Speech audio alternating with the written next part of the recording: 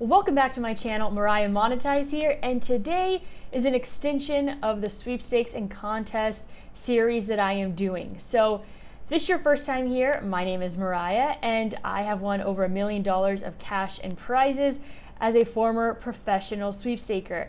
And I think it's a really interesting hobby that you can monetize, and especially for a lot of young kids out there, when I started particularly doing this myself, I think it's a great way to create an income and just to learn a lot about promotions and marketing.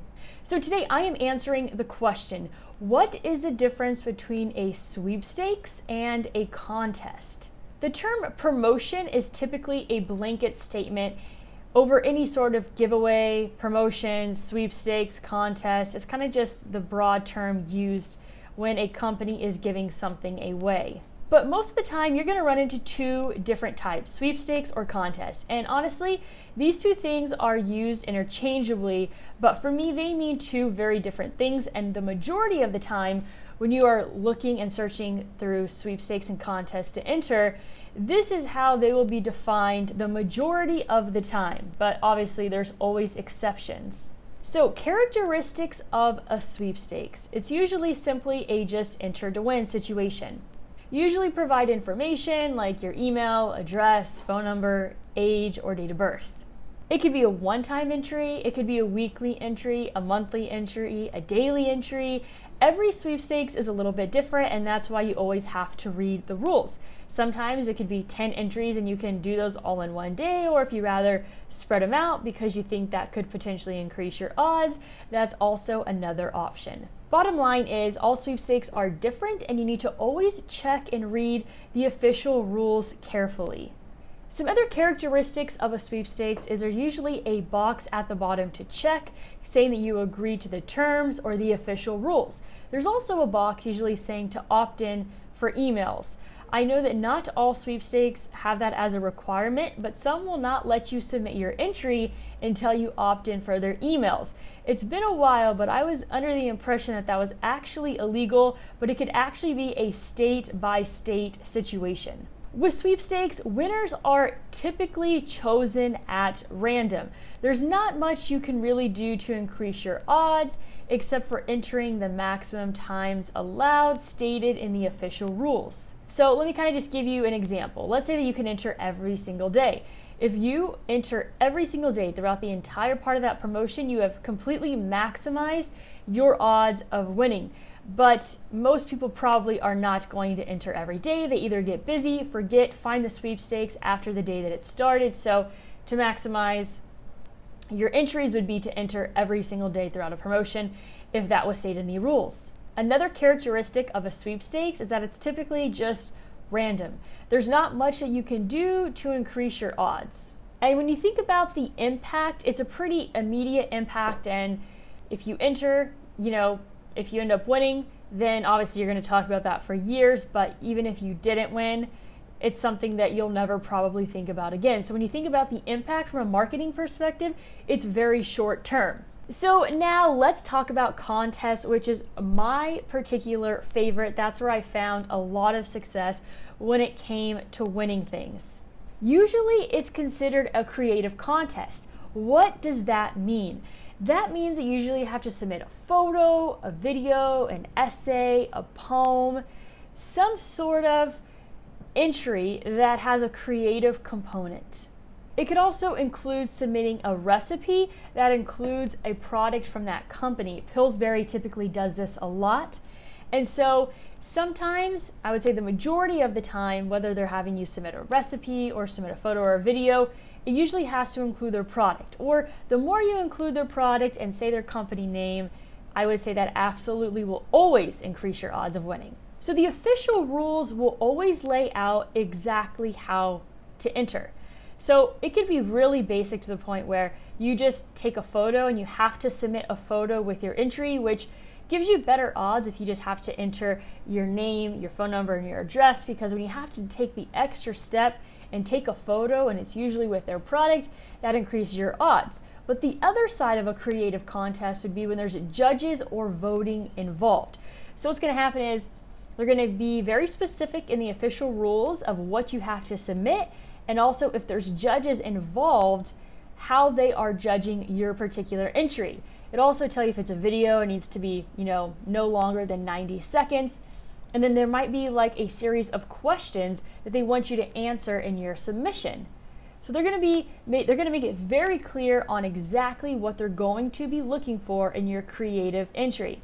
When it comes to selecting the winner, that could look a variety of ways. It could be solely public votes. So you shared all your friends and family, please vote for my entry, and whoever gets the most public votes wins.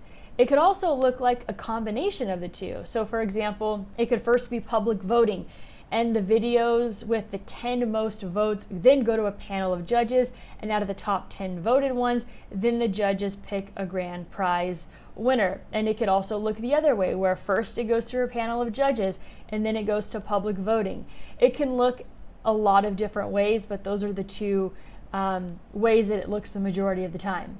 It's just always, I can't stress this enough, to read the rules, read them over and over again. Not only look at the rules, but look if there's any other graphics on the website or the social media page so that you can best put together an entry that has the best shot at winning.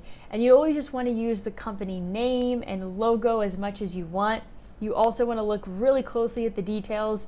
Sometimes it could be a situation where only one person can be in the photo. So for example, I was in a situation where I won a sweepstakes, and it was pretty significant. It was $10,000, and it was me, but there was a bunch of people in the background, and I missed in the rules where it said that there could not be anyone else in the photo except the person submitting it.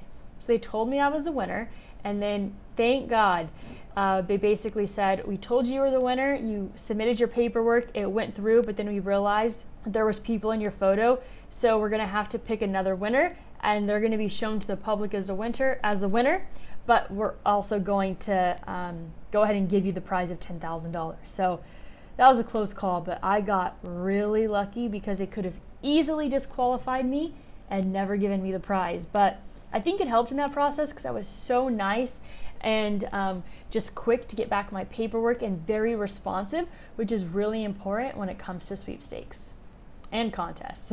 So just to give you an example of what they could potentially be looking for if it's judged by judges for a contest, it could be enthusiasm, it could be humor, it could be, mention of brands. Sometimes they'll have you ask or answer certain questions. So those are just, the basic ones that I probably have seen the most frequently.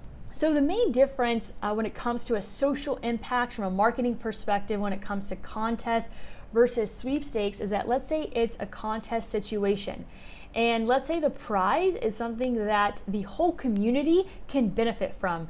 I've seen to where, they've, redone football fields of schools where they did private concerts with a celebrity. There's all sorts of different things. So when you do a sweepstakes that benefits a community, it's talked about for years. That memory really stays alive. So let me give you an example. Approximately 8 years ago, I found a sweepstakes for Uncle Ben's Rice, and it was to get on the Rachel Ray show. And the grand prize was a $50,000 cafeteria makeover, and I want to say that there was also a smaller prize, maybe $5,000 or $10,000. This was just so long ago, for the person that actually won that was from that school. So you got to be between the ages of 5 and 8, and I had already graduated from high school. I wasn't that young, but my cousin was the perfect person to do this. So I went ahead and, wrote the script and directed and edited this video, and I was kind of like the person in the background doing all the groundwork because I was so familiar with contests. What happened is he actually got voted by the community. He was in the top 4. I want to say that particular time it was community votes plugged in with judges. So he went ahead and made it on the Rachel Ray show. And I think the reason why they do ones like that is because it could have very been easily, because it was a recipe video contest, it could have been very easy for 4 young girls to get on there. But when they add the judges, they probably want more diversity, and so that gives them the opportunity to do that. So he got to fly out to New York with his mom and his grandma, and he was featured on the Rachel Ray show. And that was actually another part of the contest, was how he did on the show. He didn't have to make a recipe, but it was in terms of personality. And so He didn't end up winning the grand prize, but they ended up giving him $10,000 for his school. So his school was able to buy a bunch of tables. He was featured on the local news. They held a rally like for the entire school. And so that was a lasting memory. And that was something that I will never forget. His family will never forget. His school will never forget. That's what happens when you put together creative contests that involve an entire community, as people really come together, and it makes a very lasting impression. Usually when it comes to contests, the prizes are very substantial. This doesn't mean that a sweepstakes prize cannot be substantial. 10 and 20 and 25,000 is common, but I've seen 50 to 100 to even $1 million on both a sweepstakes and a contest. So what's really cool about the contest is usually they make the prize bigger because that will elevate the quality of submissions made. The company doing the sweepstakes or contest also knows, specifically contest, they know that it's going to take more effort, more time, potentially more funds when you have to create a video. So they want it to be worthwhile for people.